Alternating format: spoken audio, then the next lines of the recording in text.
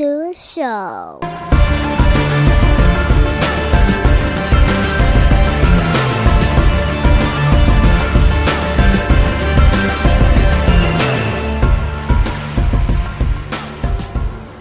What's up, everybody? Welcome back to another episode of Off the Mats Podcast. And thank you, everybody. We've crossed 4 years. As I mentioned in the last 2 episodes, I just like pointing that out because I didn't think I was going to get past 4 episodes. And here we are 4 years later. So rock on, y'all. So for this episode, I want to welcome a new guest to the show because that's what we do. We talk to new people, stranger danger, but we have fun with it anyway. So, as most guests, I meet them through Instagram because that's where I hang out, like the mall for us teens back in the 80s and 90s. But as I, surf through Instagram, I see jiu-jitsu stuff and fitness stuff that catches my eye. And I'm like, ooh, that might be helpful. And then once in a while, I'm like, you know what? I'm going to talk to this person. So, my guest for this episode is going to be another guest from Australia. Dude, I've been making the rounds down there. I'm not even in Australia, but I've been talking to all types of Australians. So I'm about to get me citizenship over there and, act like I'm part of the team. But for this episode, I want to welcome Miss Roxi Smith, also known as Coach Roxi on Instagram. Hello, Roxi. How are you? And thank you for doing the show. Hi, I'm good, thank you. And thanks for the invite. No problem. I've been following you. I think we're in a engagement group, I believe. And yeah, I was like, okay, seeing everyone in there posting, and in a lot of the content is usually technique videos. You get the occasional meme, and then you do a lot of fitness specifically geared towards jiu-jitsu. And I was like, oh, well, let me, go ahead and take a look here. And I actually use some of your workouts, even though it says, female. I'm like, you know what? We can all work out and get strong together. So true. But yeah, I just kind of, through that connection, I was like, you know what?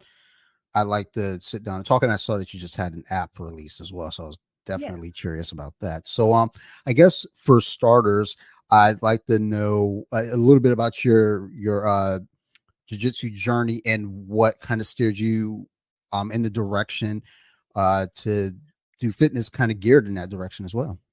Yeah, I did a degree of sport and exercise science, and I started jiu-jitsu must be about 3.5 years ago. So I'm still very much a beginner in my eyes at jiu-jitsu, but it didn't take me very long, into my jiu-jitsu journey to realize that the style of training that I did was so beneficial to jiu-jitsu athletes. But of course, I didn't feel like my jiu-jitsu flexibility courses for other jiu-jitsu athletes, even though I might only be a blue belt at jiu-jitsu, but my strength and flexibility are I'm much more proficient there. It took me a few years to sort of, I guess, get over that side of things.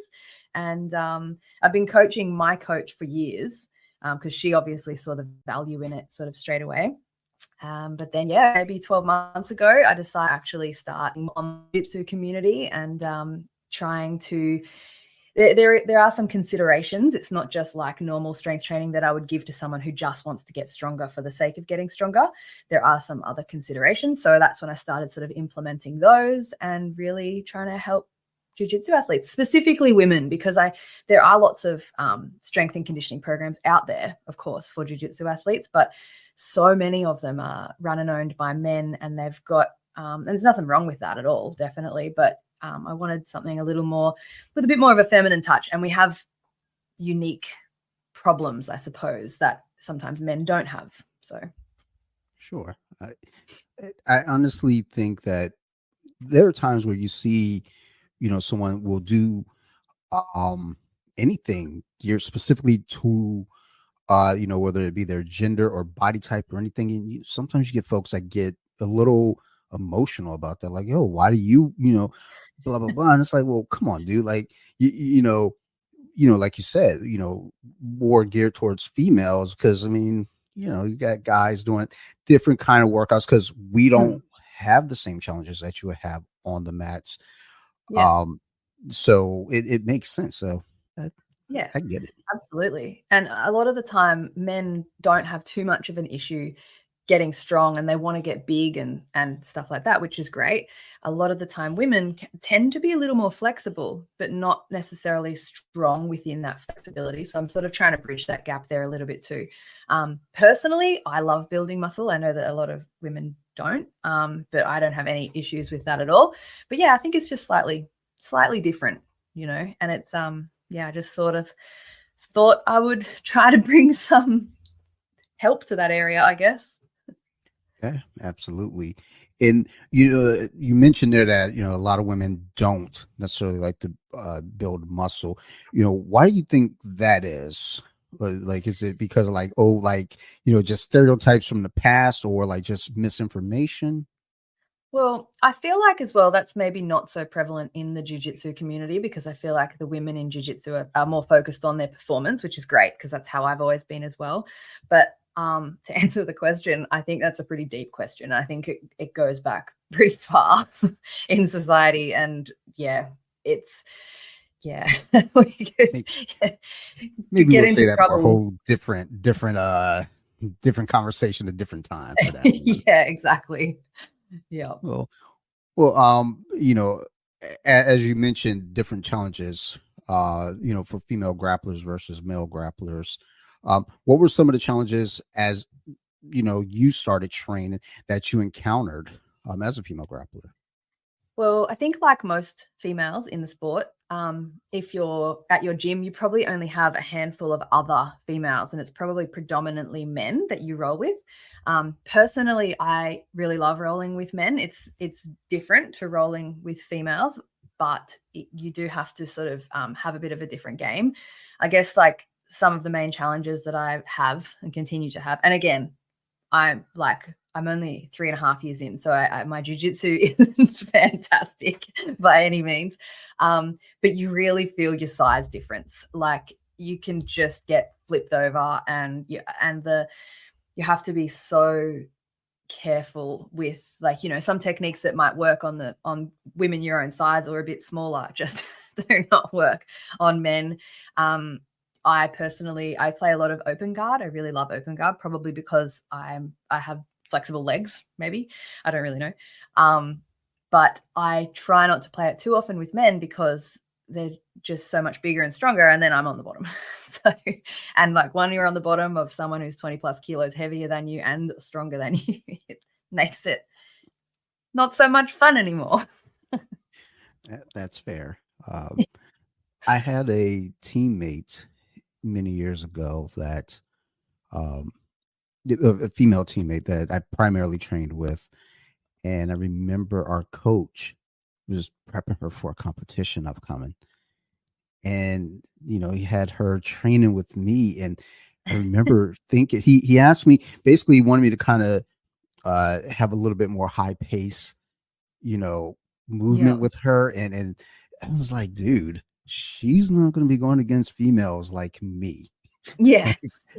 I'm 200 plus pounds, and she's at best a buck 35 maybe.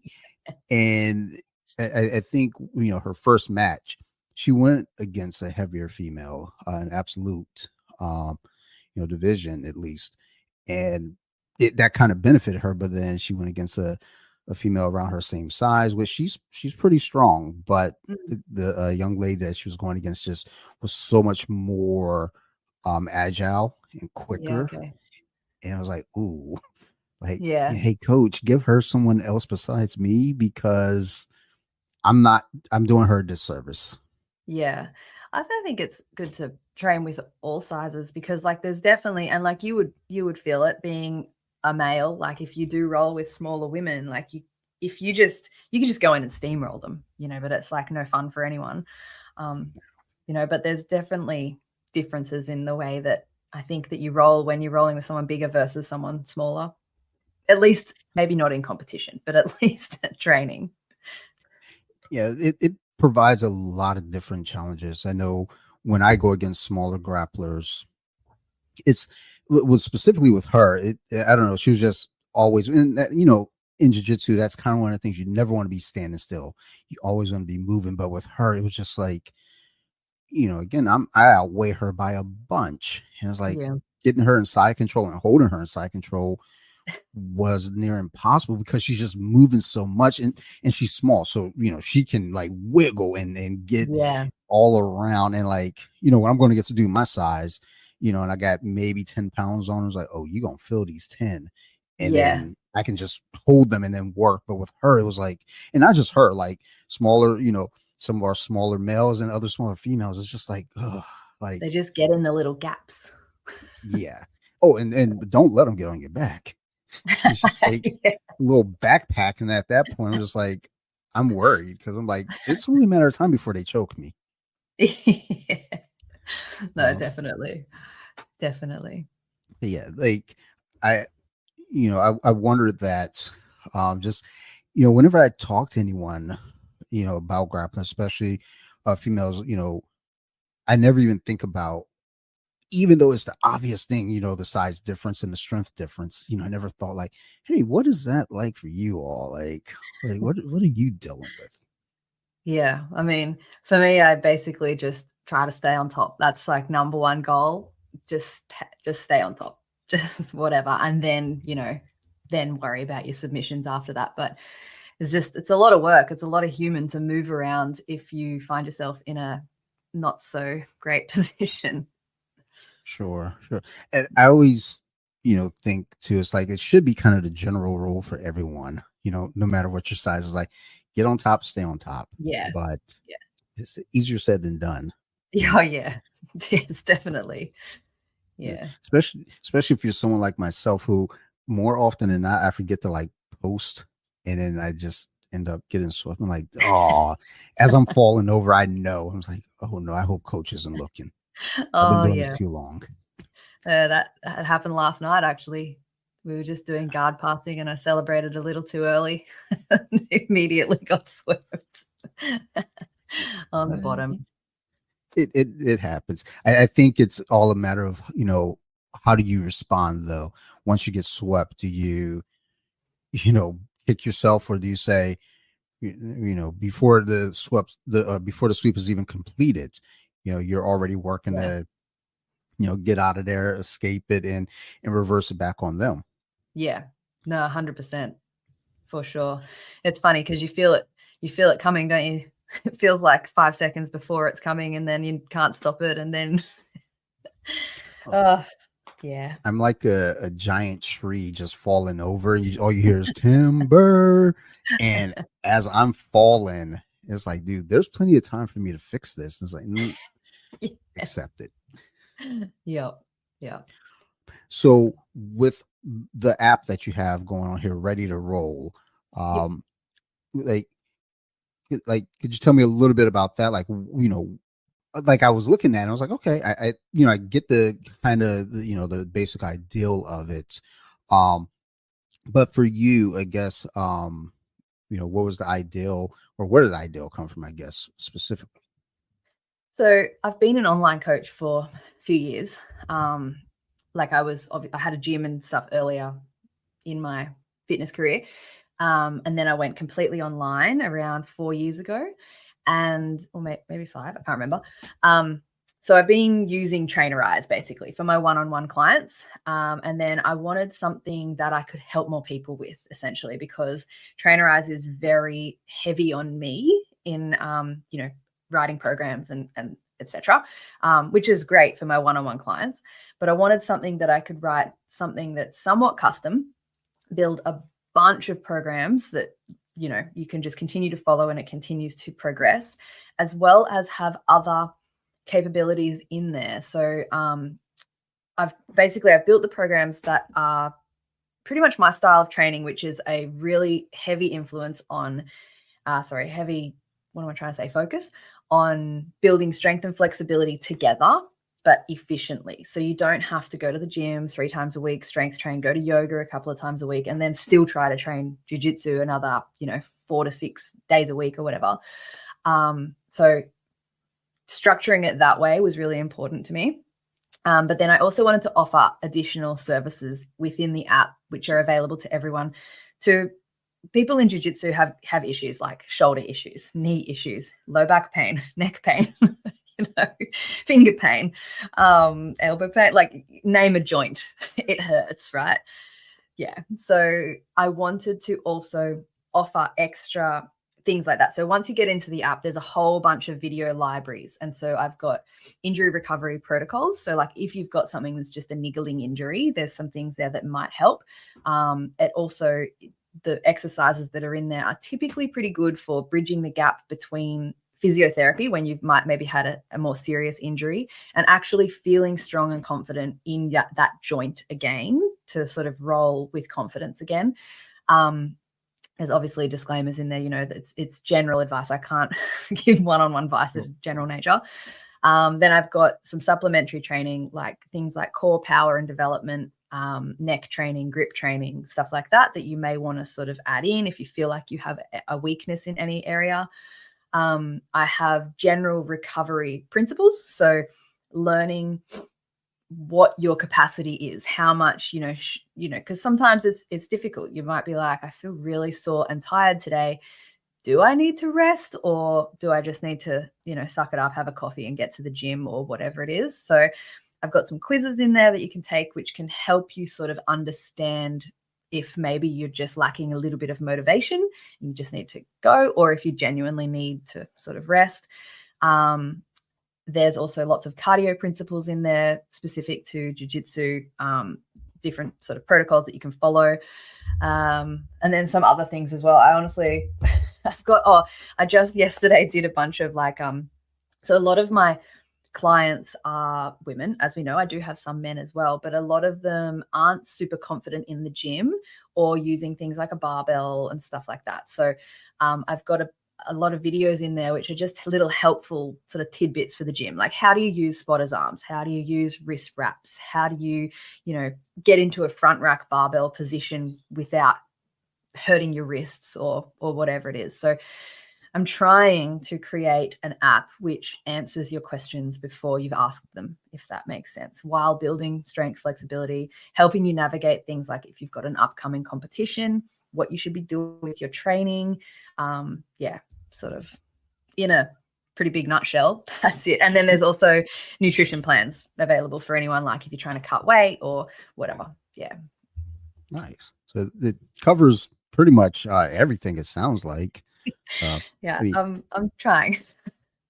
I mean, one of the big things there that you mentioned was, the nutrition plan there at the end. It was like, I think that's big because a lot of us, I think, and I can only speak really for myself and for a couple of my friends because we all do kind of the same dumb things. We think, when it comes to the ideal of like, what's the right thing to eat, or not even just that, but like, certain, like strength training. It's like, I want to get, in there's always kind of the argument, I guess, in jiu-jitsu where it's like you see someone like Gordon Ryan who's got all the muscles, and then Yeah. you see someone like Mikey Musumeci who looks like he works at a coffee shop, and you wouldn't think that he's a trained killer, but you'll get a lot of guys. It's like, I got to have all the strength. I got to be as strong as possible. And that's not to say strength isn't beneficial in jiu-jitsu. Obviously, if you're doing a physical activity, but I do find that a lot of times, you're doing a lot of workouts, or a lot of us are doing a lot of workouts where we're like, yes, this is going to be beneficial. And, more often than not, it's not even something jiu-jitsu specific. Even as you mentioned cardio, you always hear, well, the best way to, build your cardio for jiu-jitsu is just to do more jiu-jitsu. And yeah, that's true. But, there sometimes you might not have that option. I know for me, I don't have the schedule where I can be at the gym, 3-4 times a week, but something like this, would be helpful. Yeah, for sure. And I think like you said, of course, And I say this all the time, if you want to get better at jiu-jitsu, you have to prioritize jiu-jitsu and treat strength training as the supplement to jiu-jitsu. Doesn't matter how strong or flexible you are, unless you've got the skill, you're not going to be any good at jiu-jitsu. I'm a walking example of that. You know, I'm probably more flexible than everyone at my gym, but it doesn't mean anything if my jiu-jitsu is not up to scratch. But I think as well, like, especially in the early stages, I feel like that's when people ask, what's the best cardio for jiu-jitsu? And it's like, well, you need to do more jiu-jitsu because you're probably still very much in that fight or flight and you haven't yet learned to regulate. You don't have the technique available to you to rely on. And so you're just, you know, death gripping and using way more energy than you need to be. But having said that, and all you'd need is 1 or 2 extra supplementary cardio sessions a week, and they don't have to be long. Like working on your max effort, like a true max effort, on something like an air bike can be so beneficial. It doesn't take very long, but it does destroy you cardiovascularly.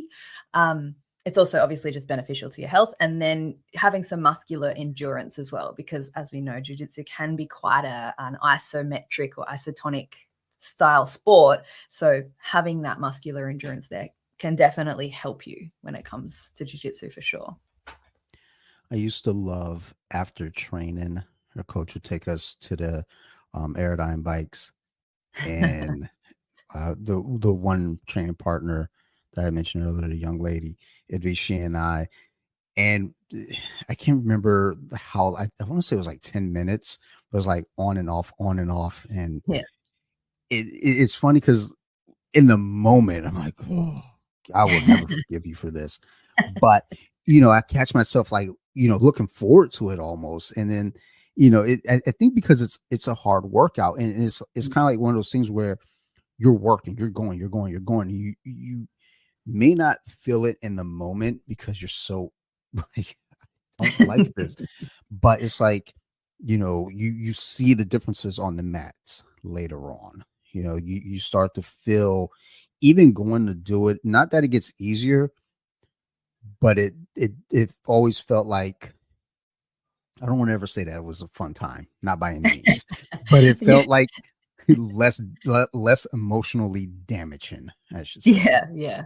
Well, I think with things like lactate threshold training, which is essentially what you're doing if you're on like an air bike or something, where you're, you know, going through periods of high intensity work and then periods of recovery, is that it does always feel hard because your lactate threshold will increase, but that just means you can work harder. So you should always be towing that line of horribleness. But I do think you get a certain sort of endorphin rush after, which makes you do it again. Yeah. Actually, I've considered, in my basement down here, I have a treadmill and an elliptical. My grandfather, he can no longer use them, so he sent them my way. And I was like, I guess since I have them, I have to use them. And actually, he gave me an exercise bike. It's kind of like a low seated one. I remember when I got it, I was like, oh, cool. You know, I'll try to mimic that. It's not the same thing. It just not even close. No. It's still neat, but like, I've considered like, hey, maybe I should get rid of this elliptical that I use maybe once a month, and get the Aerodyne bike, and, Yeah. you know, have fun with that. But I think I'd have to have another discussion with my wife about like more stuff. Like, what Well, more it's are you like a going to put sport. down here? So, you know. Yeah. Well, you know, it's like, hey, this is a benefit for the family. We can all have fun with this. Trust me, you'll like it after 10 times. So much family fun on the air bike. Well, my 8-year-old she would get a kick out. I was like, oh, like, I want to try it. Like, honey bunny, this is not a toy. But No. once she gets into it, it's like, you know what?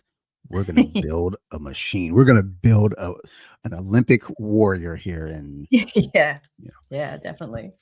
and put her in therapy after that. Like, Yeah. so when did it start? Well, when I was 8, my dad got this stupid exercise bike. Yeah. I reckon I need therapy after some sessions. Oh, my goal has always been, as a parent, I don't want to be the reason for her therapy. So I try to leave that to the mom. I was like, as soon as like something crazy happens, I'm like, okay, I'm going to go ahead and step away. That way it deflects to her. So when she's in therapy, she was like, well, dad has always been cool.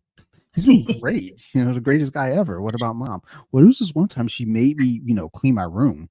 It's like, yes, get her. The audacity too. Yeah.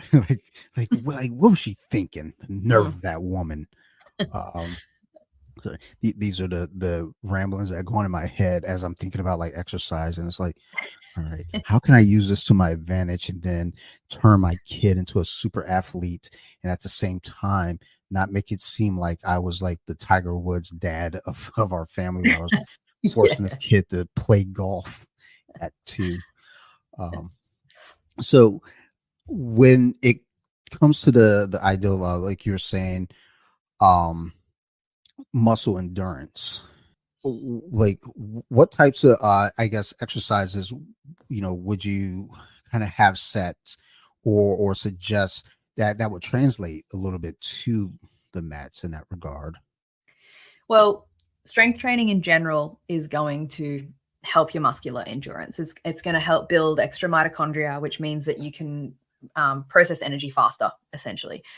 But I like to add in as well, and I actually just did one yesterday, just really short sessions. I think it took 16 minutes yesterday, choosing 4 exercises, any 4 exercises that you like, preferably a strength-based movement. So not something like a burpee. I actually never do burpees. Yes. So yeah. Say that again. I hate those things. Seriously. So yesterday it was really simple. One station. I had a barbell. I did some deadlifts. I did some pendulum row for some, back power. I did some push-ups and I did some goblet squats. So I had a barbell and a dumbbell, and that was it. I would do 10 reps of the first exercise. Say it was deadlifts yesterday at a weight that I know is somewhat easy for me to do 10 reps at, because as the rounds go through, you're going to get more tired, and we don't want to cause an injury. We're not training in the gym to get good at doing deadlifts fast. We're doing deadlifts fast to get good at muscular endurance for jiu-jitsu, which is something that's very important to establish, you know what I mean? And to remember when you're in the gym. So deadlifts, and then you rest for 20 seconds. You could even reduce the rest time if you wanted to around 10 seconds. And then I went on to the next exercise. So I did 4 rounds of that, and I'd have a minute break between each round, and it was good. It was effective. It doesn't leave you too sore, but it's going to help build that muscular endurance. You can choose any exercises that you want, that you are comfortable and confident doing, something that that you can go and grab whatever weight for that exercise, and that you're going to be able to complete it, basically. It's not like, say, something like CrossFit, where they are trying to get a heavier weight, but they're also practicing their skill. So we're not practicing our skill. We're just trying to get stronger and better at cardio, more flexible for our sport. Yeah, if that makes sense. Absolutely does. It makes sense, as I hear it explained. Like when I read it out, maybe there's something wrong with my reading comprehension. I don't know. But when I read it, I'm like, okay, I think I get this. And then I do something. It's like, that doesn't feel right. But what you just explained there, it's like, that's right up my alley. It's like, okay. Because I think down here, one of my bigger issues is, you do this long workout, like 30 to 45 minutes, and it's like moving weights around, and it's in my mind, it's always a game of like minimizing that transitioning. It's like, okay, I got to change the weight on on the barbell, or okay, I got to move this barbell now over so I can do deadlifts, or something like that. And it's just all this chaos where it's like, okay, well, you do some goblet squats. You got a kettlebell. All right, there you go. You got some dumbbells. Yeah. Cool. There you go. Yeah. Easy work.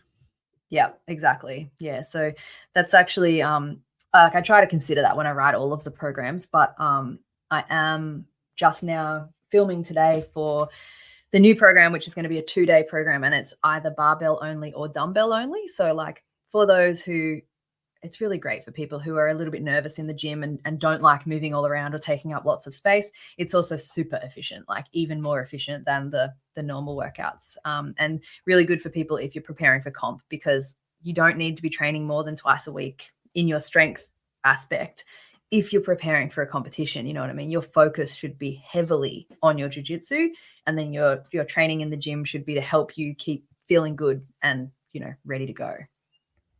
All right. And for the strength training, you said, about 2 days per week.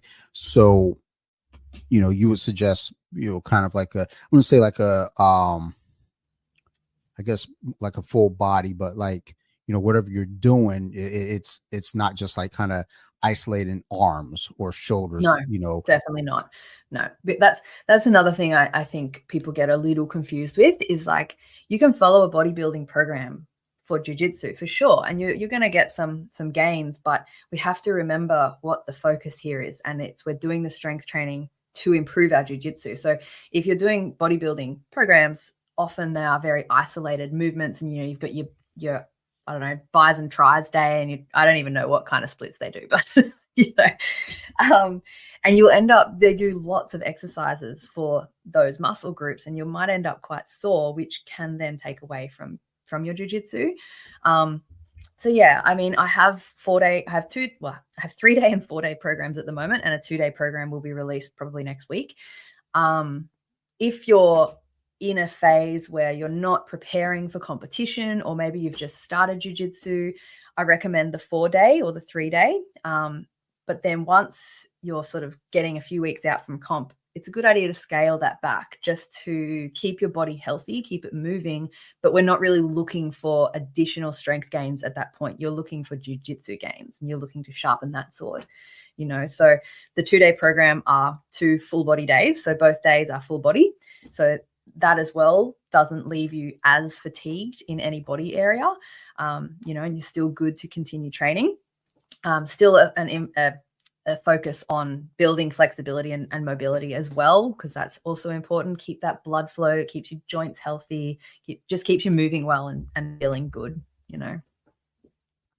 It's good info. I can't wait to play this back and write down all these notes, because like, this is stuff that I needed, many years ago. I remember in high school taking, weight training, and there was never really anything taught. It was just like, hey, come in here and lift weights. Yeah. And you got a bunch of 15-year-olds just like trying to bench press the most possible and leg press the most possible, and it's like, yeah, we're about to get it. And then fast forward 15, 20, how long have I been in high school? 20 what?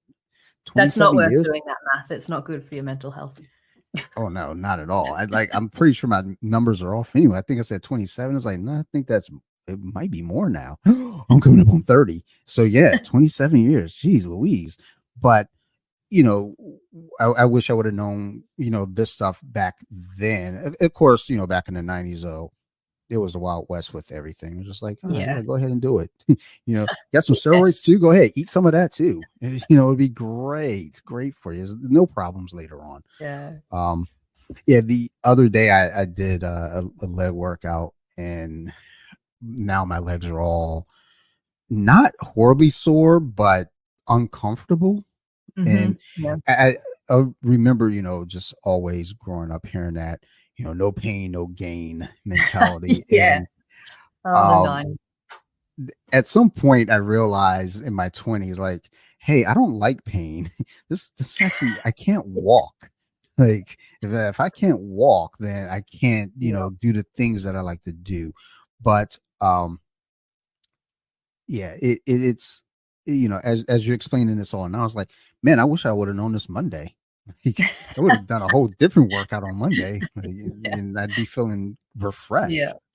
I actually had a gentleman reach out to me a couple months back, and was offering a program, and it sounded really, really cool and everything. And I was excited, but then I ran into a mental block, and the motivation kind of faded away, and I just couldn't bring myself to do it.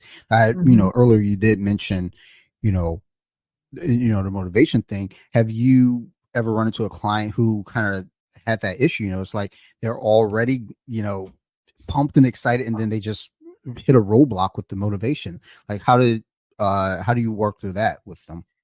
I have those clients a lot because it's very, very common. I think it's just human nature.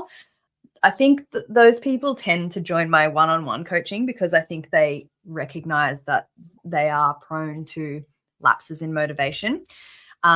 With the people who are on the app, they're all in a group as well. And I do message that group pretty regularly. And I tell them all they're welcome to reach out to me one-on-one and, get a little bit of advice or anything if they need as well. What it comes down to at the end of the day is their goals. So if you don't truly want the thing that you're training for, you probably won't train for it.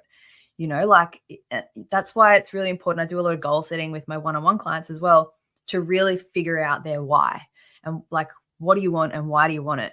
Because if you have a really emotional connection to your goal, you're more likely to achieve it and to start. And it's all good and well just saying, just do it. But it's really like, it's not that easy. I mean, I'm lucky it's my job. So I don't worry about motivation. I just go to the gym and I do the thing and it's fine. But I don't have like a boss. I don't have children. I don't have a lot of these things. So I do appreciate that it's just not that easy for people like, oh, just get up an hour earlier. Okay, I'll just get up at 4 a.m. then, like, let's be realistic here. So what I tend to do with those clients is, again, we strip it all back and we talk about their why. And if their goal is too big, we bring it down into little bite-sized pieces and be like, okay, well, what do we need to achieve today to be on the way to that goal? I also tend to change up their workout programs, maybe mix it up a little bit and get them interested in it again, because in order to make progress, you've got to do the same stuff over and over and over again. You've got to follow programs and it gets boring. I can't sugarcoat that for you. It just gets boring. However, if you're not doing it at all, it's no good. You're not going to get your progress anyway. So we've got to find the fine line of keeping you interested in the program so that you are somewhat enjoying it while still making sure that we're reaching those sort of short-term and long-term goals. So that's what I tend to do. And I might mix the programming up a little bit for them just to sort of get them interested again and get them back into the gym. But yeah, that's kind of more what I would do with my one-on-one clients. Because I do work really closely with them. I, get the, get those moments where, even when I'm just, working with myself, it's like you said, your reason why you have to have that emotional connection. And jokingly, I say to myself, well, what's my emotional connection? Well, I want to, stop getting wrist locked, I can't help you with that. I just want to be strong enough to get wrist locked. It's like, are there any wrist exercises? But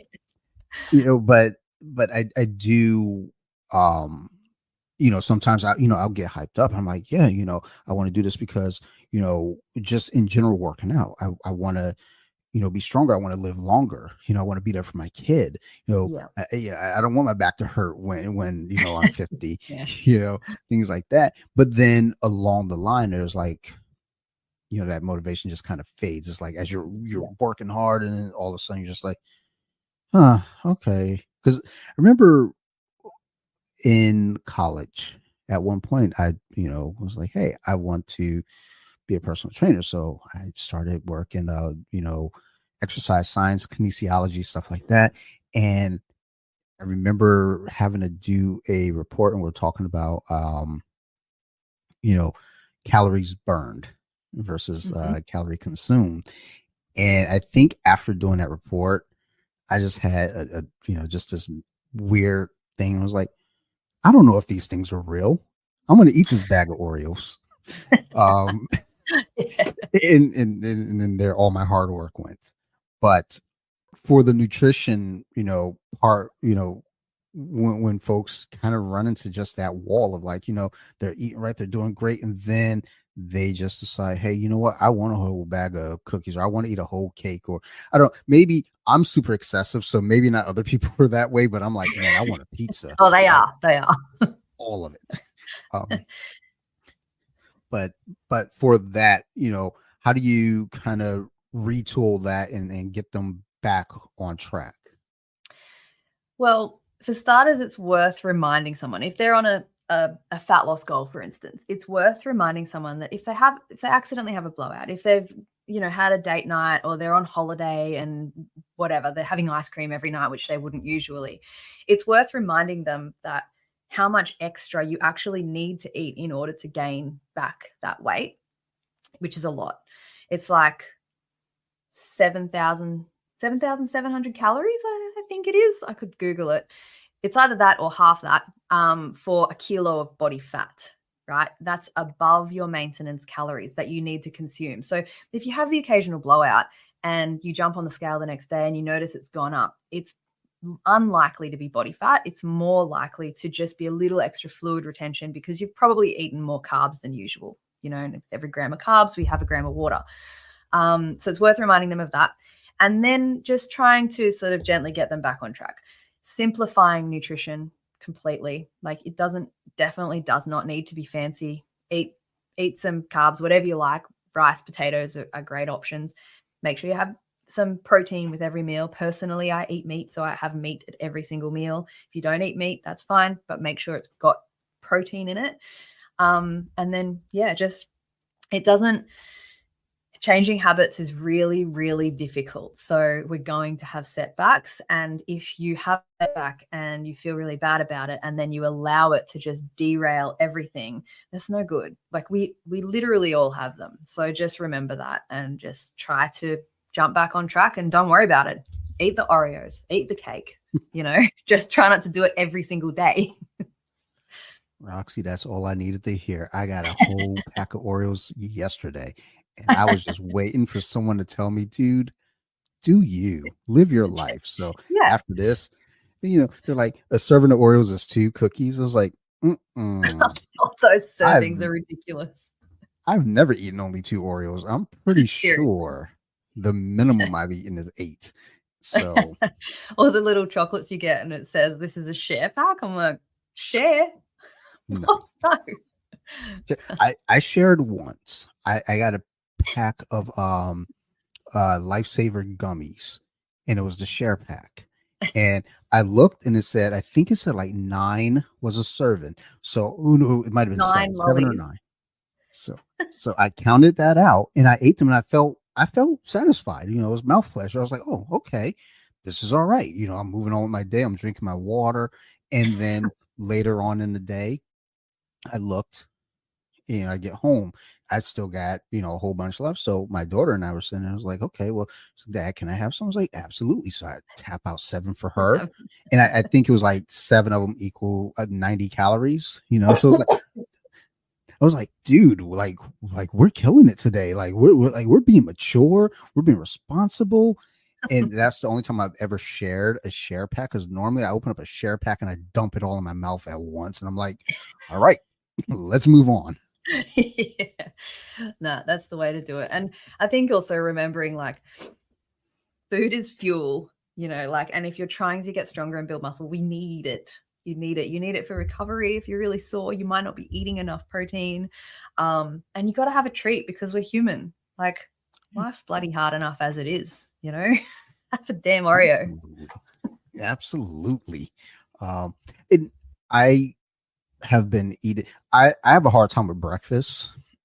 I'm just like, I get up and I'm just go. Like I get up, I shower, and I'm out the door. And eventually I'll eat. It's just not like the old saying like breakfast is the most important meal of the day. And it's like, I mean, it I'm sure it is, but I can't eat that early. My stomach doesn't feel right. Yeah. But one of my teammates, he has a meal prep service. Yeah. And they have these breakfast wraps, I guess. There's like ground beef, cheese, and eggs in a tortilla shell. Yeah. And I saw a picture of it and I was like, dude, that looks really good. So I ordered it and it was really good. And then I ordered 6 more. And it in my mind, it was like, because there's two in the container. I was like, oh, okay. Like I get up, I heat them up, and then I throw them in my lunch bag. And once I get to my location, then I'll eat. Because by that point, my stomach is kind of woken You're up, I ready. guess. Yeah. But um, I think of that, and it's like, the protein that comes with that meal is like, okay, this is good. I'm getting protein, and then he has these little protein muffins too that I Mm. ordered some of those. And I was like, oh, I love a pastry, but I'm not really crazy about muffins, Yep. and they're like chocolate chip muffins at that. And I'm not crazy about chocolate chips, so it's like, but it's the protein. I got to eat these things, but but for someone that might struggle, with just kind of controlling how they eat, or when, like, is there like a thing where like you should eat at a certain time, or is like kind of go as you need to go? What would you suggest there? I think I'm not qualified enough to answer that question properly. However, I do believe that there is recent research that shows that you will get better muscle gains in both strength, size, hypertrophy, everything, if you consume some protein before you train. I've never been a big breakfast eater either. And that's not on purpose. Sort of, I'm not hungry really in the mornings. I think the most important thing, like, I think it can get really confusing. And if you're someone who's struggling, just don't worry about that. All I want you to worry about is when you do eat, make sure you have some high quality protein in there. If you're hitting your protein targets, the chances that you're then looking for snacks and getting a little bit hungry between meals is so low. Like, I don't really snack, and I don't really look for snacks most of the time when my diet's on point. And when I say on point, like, I eat, ground minced beef, whatever you call it, eggs and rice for breakfast, and then I might have some meat and another carb for dinner, and that satisfies me through all my training and everything. So I think try not to overcomplicate it. Just think about when you're eating, I want you to look at your plate and say, where's my protein? Because you might be surprised, especially around breakfast time, that there might not be any. And it's really important for that first meal that there is adequate protein. So then I am doing something right when I eat those breakfast wraps. Yeah, Um, definitely. That sounds awesome. well, like I've ordered other meals from him, and a lot of them are loaded with protein. It's just the later meals, like if I, especially lunches, it's tough for me because where I'm out and about, I don't have microwaves, so I can't Yeah. heat my food up, and it's a struggle. But the breakfast, it's like, okay, I can heat it up before I leave. By the time I get to my location, it's not piping hot, but it's not ice Yeah. cold, and it's just where I need it to be. So I'm glad to hear that, because I always feel like, man, I'm eating all this protein now, and then I'm just gonna go out and, who knows what we're doing for the day, go to the museum or something, and Mm. it feels like, oh man, I ate all that protein. I'm not even like lifting or like training or anything. It's just like shreds. Yeah. But Def- glad to hear that. That makes me feel like I'm not completely messing this up, only just a no. little bit, because I'm gonna eat those lifesaver gummies. Yeah, that's it. Eat them. Just also eat your protein. That's the thing. That's the key. So I'll let my wife know that as well when she starts giving me a hard time. I was like, dude, you you just ate a cake. Yeah, but I did have a lot of protein right before I ate this cake. I was There like, you go. like, it sounds like you're being a grown up. That was my whole goal as a kid. Like when I was 12, I said, once I become an adult, I'm going to buy as much cake as I want, and no one Yep. can stop me. And then one day I ate too much cake, and then I threw up, and I was like, somebody should have stopped me. Like, I That's needed it. supervision. It's the best thing and the worst thing about being an adult, isn't it? Can eat what I want, but the worst thing is that I can eat what I want. Well, I'm trying to, explain it to my 8-year-old, and I was like, hey, honey bunny, like, listen, like, I know you like candy a lot, but they'll get to a certain point where, sure, you can have it all you want. You're probably not going to want it all you want, Yeah. but there'll be those days where you're just like, you know Well, what? I'm going to eat a whole pack of Reese's Pieces cups, like a whole pack of, like, what is yep. like I think they now have a 6-pack of like Reese cups now, and I'm just like, ooh, peanut butter and chocolate. Let me buy 2 of them, so now I got 12. Like, this episode is just basically me revealing to everyone who listens, like, just how gluttonous I can get on emotional days. I think we're all the same. Little treat days, I call them. I've earned it. Get yourself a little treaty. Oh yeah, you got to reward yourself. Working hard. Get to Friday, reward yourself. Most folks go to happy hour and have a beer, sit down with their friends. I like to go to the local convenience store and buy a bunch of candy and just sit down and like, it's been a tough week. Look, I was just saying to my partner the other day, I was doing some programming sitting in my office, and the bag's still in the bin. I ate a whole bag of Cobb's popcorn, and I don't even notice I'm doing it because I'm just deep in programming mode. And then I look down and I'm like, whoops, shit, I ate the whole family size bag of popcorn. Well, see, we share that in common. Yeah. It's fuel though, remember? It's fuel. Yes, I have to keep reminding myself as I'm eating packs of candy and then breakfast wraps. It's like, oh man, but it's fuel. It's cool. It's cool. I'm the gonna. brekkie wraps are good. They get a big tick of approval. I'm into that. I actually need to remind my co-host of my other podcast of that too. When I think right now he's on kind of a journey where he wants to be. I can't remember what the body fat percentage he wanted, but he talks about he's very, very calculated about how he eats, and I'm like, all right, well, I'm gonna have this pizza right in front of you. I want you to see how good it tastes. And oh no, there's no sorry. We're like childhood friends. I do that and I smile. I'm like, you like, you want to bite? Oh, I'm gonna go get another slice for you that you won't, eat it for you. Oh, you're a good friend. Not only am I gluttonous, but I'm like such a great friend. Yeah. But I do it from the bottom of my heart. It's all filled with love. So I want to ask you, as you've been training jiu-jitsu for, you said 3.5 years or so. Right now? I think it's about that. Yeah. Okay.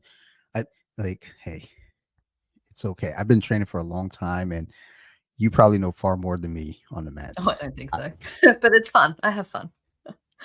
I think I zone out half the time that they're explaining something that I look at my training partners like, did you get that? Oh my gosh. Literally last night I was like, oh, and I was partnered with a white belt, and I was like, well, I suppose I have to go first, don't I? I was like, okay, let's try and remember.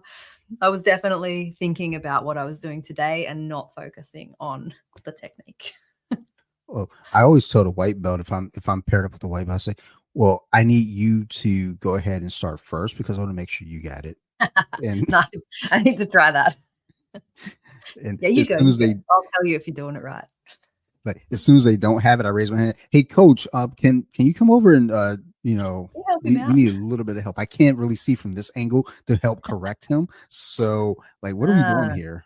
You have been doing it for a while. You've got all the tips and tricks. Work smarter, not harder. That's it. But on the mats for yourself, right now, do you have any specific goals that you're working towards? Like, do you compete, or you just training as a I guess hobbyist? Yeah, I'm definitely more of a hobbyist, because I have other training goals that I really can't afford to get injured for. And I know that sounds like a bit of a cop out, but it's just the truth, to be honest. Like, I don't know. It definitely tickles me sometimes, the idea of competing, but then I just think at this time anyway, it's just more of a hobby. So on the mats, the thing that I'm actually working on, and I don't know if many people can relate to this or not. I don't know if this is because I'm a coach and I get a lot of joy and satisfaction out of other people progressing or, whatever it is. But I'm really struggling to be dominant in my jiu-jitsu when I'm training with the girls. And so I really struggle to, like, I don't have a problem with the men, obviously, because they're a lot stronger and most of them are higher level than me. And, I'm just trying to survive, really. So I really don't have a problem sort of trying to be dominant and stuff. But with the women, that's what I'm actually working on is just submitting them and not feeling bad about it. To be completely honest, that's trying to find the dog in me and just sort of get after it a bit with the girls. Yeah. It takes a bit. I think I struggle with that a little bit myself from time to time. I just, there'll be times where like I wear a colostomy bag and a lot of my teammates don't know that. And sometimes when I get kneed in the stomach or knee on belly, there's a switch that goes off and it's like, full attack mode. And it's like, dude, what is wrong with him? It's like, and it's not their fault either. They don't know. Half of them, they don't know it's there. But the ones that do know that, they avoid it, they do knee on belly on the other side. And then the ones who don't know, like they'll drop a heavy knee into my stomach and I'm like, turn into the Wolverine. And I'm just like, oh, like, I'm taking your lunch money. Yeah. But I think that's one of those things. It's a weird switch to make because, we all train for different reasons, whether it be, a new workout, whether it be therapy, whether it be, self-defense, it's like, so for everyone who trains for a different reason or the other, now finding that dog in you becomes either easier or more difficult, because if you're just doing it as a hobbyist, it is very tough to find that switch to say, okay, let's go. Yeah, definitely. And I think as well, like I want the women to stay and I want them to have a good time. And so I don't, and not saying that I even could just destroy all the other women. That's definitely not what I'm saying here. But like, if I do, go as hard as I do with the boys, with the girls, and if they have a bad time and then they don't want to come back, I don't want that. I want them to have a good time. So it's a weird thing for me. I've spoken to my professor about it. I've spoken to my coach about it, and it's interesting. But that's why I do love having the boys there to roll with as well, because then I can get some harder rolls in and work on submissions and stuff. Not that I often get them with the boys either. Sometimes. I mean, nobody will hate you if you're throwing a wrist lock. I'm just throwing it out there. Oh, that's my partner's favorite thing to do is wrist locks. God, it drives me crazy. He did one on me last night and I was just yeah. He just giggles about it. I hated wrist locks. I still do hate wrist locks. But when my buddy had me in a triangle and I went to tap, my hand came up, he grabbed my hand and wrist locked me. That's rude. Oh yeah. I just sent him a video actually the other day of that exact thing happening to someone else in a roll. And since that moment though, I've just been relentless. Like if I see it, I'm going for it. And I might not get it, but it's just like, like, hey, guess what I'm capable of. And I told one of the white belts last week, is we're paired up and we're working on a technique and we're doing some Kimura work. And I told him, I was like, hey, when they're here, don't be afraid to wrist lock. He was like, well, we're not allowed to, we're white belts. So I was like, shh, you got to learn at some point, dude. So, and I told him, I was like, you can practice on me. I won't get mad. I won't tell on you. He didn't, but if he would have wrist locked me, I would have been really pissed. They're like, dude, what are you doing? I thought we were friends. It's so funny. It's just like I know it's fine, it's legit, but God, sometimes you just like, can you not just stop it? I was doing something. I was focused on life. I train a lot of handstands, so I always have my wrists are on a scale of sore and more sore. So wrist lock for me, I'm like, oh, it's just an immediate tap. My coach used to try to wrist lock me. Well, he wrist locked me a few times, and I started just kind of rolling with like guarded wrist. And I think this might have been during COVID, or no, it was maybe either after or like when things started opening back up for us. And he would text me like at 2 a.m. And of course I'm awake. And he's like, "Hey, you want to get some rolls in tomorrow at 9?" I'm like, "Yeah, because I got to go to bed now." Yeah. But in one of those sessions, we're going, it's super casual, a nice little flow roll. And I guess I got lazy. I got comfortable. It'd been years. And I'm sitting there and my hand is just dangling. Oh no. And it's kind of like at the same time our eyes locked and we both saw it and it was too late. Slow And then motion. yeah, it's like I saw it happen. And then for the next week, he just tormented me through a messenger with all types of wrist lock memes and jokes. I was just like, dude, I will never forgive you for this. And um you would have thought that would have been my origin story as a villain, but no, it's when my friend had me in a triangle and I was ready to give up. I was like, here, I'll tap. Like he's never got me, to tap from a triangle. And I was prepared. I lifted the hand and everything, and he said, nope, we're gonna wrist lock you now. So Honestly, um, rude.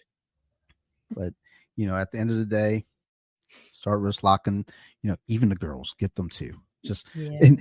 but when you do it, whisper in their ear and say, this is making you stronger. And I'm sure they'll be back. It's a rite of passage, I think. Eventually it has to happen. It's just, I'd prefer getting wrist locked by somebody that I felt like, what, they really do have, my soul and my heart, just kind of like, that's they care. So versus somebody that just, there's this one dude, I'm not going to say his name because if he listens, and he probably already knows, but he was just wrist locking me just like there was nothing else to do. I was like, dude, you have every other submission available to you, and you are choosing to do this. You can choke me right now. You can armbar me right now. You can even probably knee bar me, and you are choosing to wrist lock me.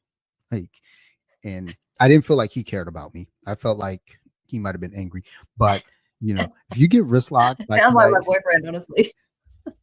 look, if they care, at least you feel like, okay, maybe this isn't too hateful and maybe I should adopt this now. So just do that to all the young ladies that you're training with and let them know this is from the heart and I'm only making Well, you stronger. it's the women's only class tonight, so watch out, girls. Coming in hot with Yes. my wrist locks. I can't wait. Like, I'm gonna message you like, did you get them? How many did you get? 4, 5, 8? All right. Well, Roxy, thank you very much for doing this. This has been great and very informative for myself and hopefully for the listeners out there as well. Before we wrap up here, do you have any shout outs or mentions that you would like to leave our listeners with?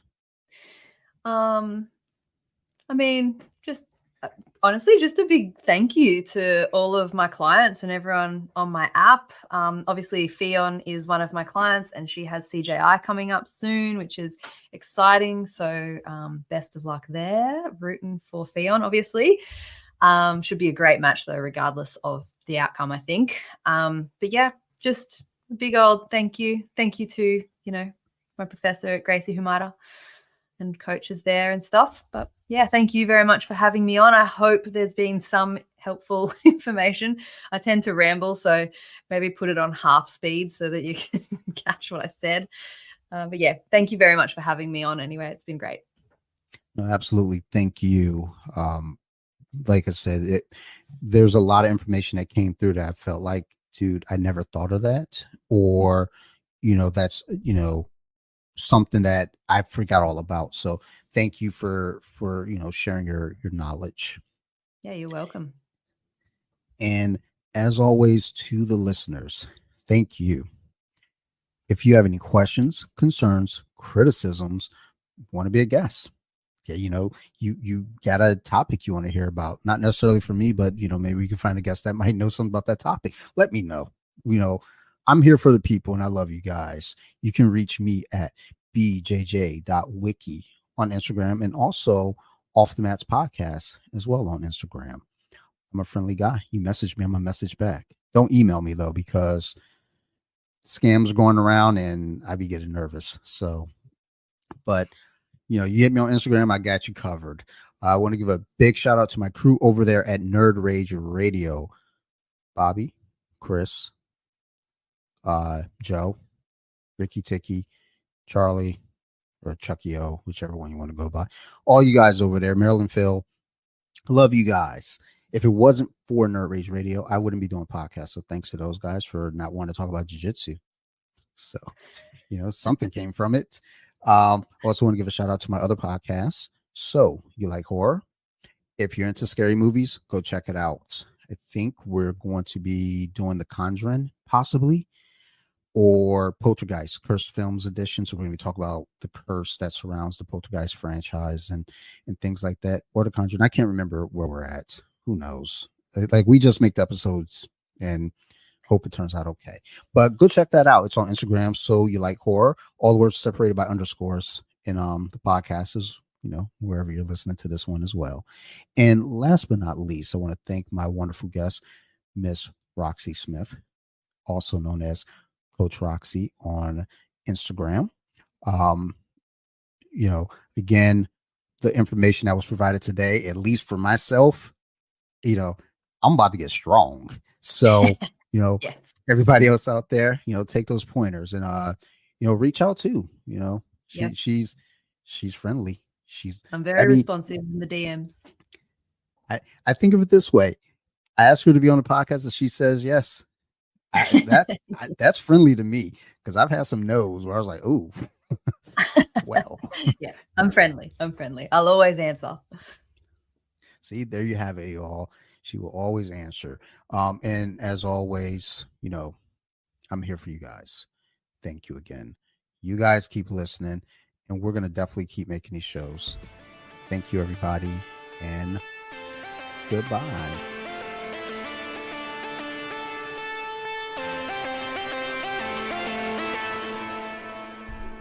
Deep with it. Now let me sing a song.